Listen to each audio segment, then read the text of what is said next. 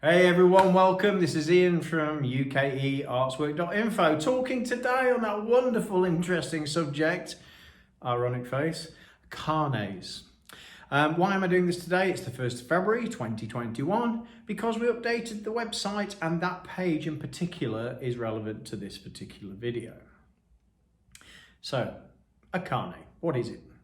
A carnet is a document for temporary export and import of goods that will be taken back to their place of origin, i.e. where you live, and are going to be used in a professional context. So, musical instruments, laptops, projectors if you're using them as part of a show or whatever. It's not just musicians, of course, this could be technicians, it's your toolbox, etc.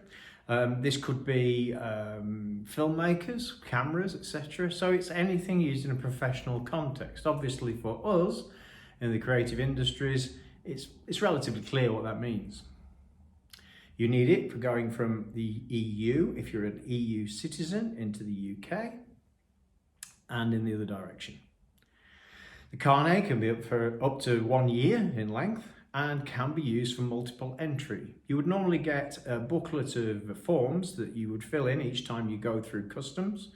Not within the Schengen area, of course, because there are no internal borders or very few in special circumstances like Switzerland, for example, who are in the economic area but not part of EU, but they're in Schengen. You get the meaning. But the deal is this. So you need the carnet. You pay for it, whether it's 1 guitar, 2 guitars, 3 guitars or whatever, or keyboards or bagpipes or saxophones or DJ decks. And then that is useful, obviously, anywhere you might go. We've been asked a lot about, well, do I have to include all my gear? Well, you can. So if you've got a lot of gear, and then have sub-carnets or different sheets where you just mention certain items for import and export. However, the overall cost of a carnet is based upon a base cost. In the UK, I think it's about £365 that you pay to the Chamber of Trade. And then also a security deposit of a percentage of the value of your goods.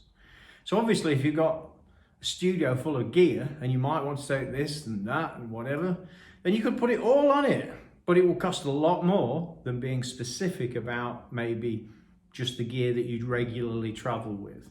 So that's something to consider. But any carnet broker or Chamber of Trade will explain this to you.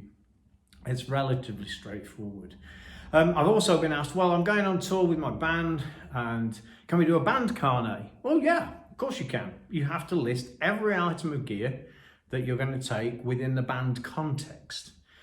Now, if that happens, of course, you can't use that carnet for yourself as an individual and then travel off with that carnet because it relates to all the equipment that would normally be carried by the band.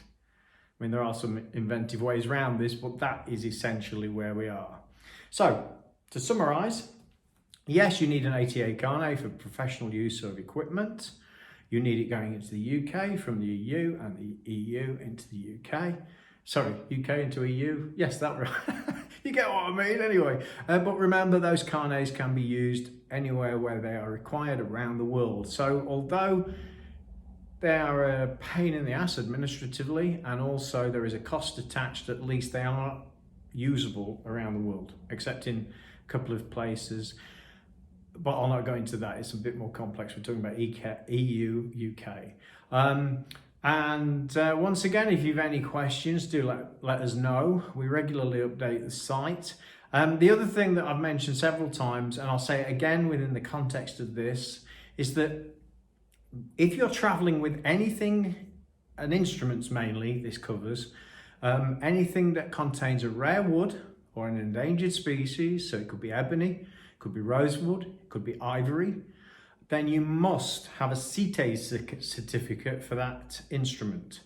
It's very risky to go through a border without such a certificate. They're usually free in the UK, and in fact, if you go to the Musicians Union website in the UK and type in CITES, that's CITES, that's about conservation of endangered species and rare woods, then you can get it free. But if you don't do that and you're stopped at the border and they recognise that it's got a rare wood and an endangered species in your instrument, it can be confiscated permanently. So obviously it's well worth making sure you're covered in that. So there you go. Once again, I hope everybody's well and stays positive.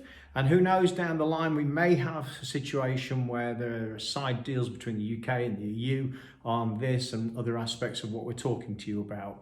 If any of that comes up, we will of course let you know on the website and via the YouTube channel. Please do subscribe, and there's a link down below for the main site and of course the Carnet page. Take care, stay well, and all the very best from me. Bye for now.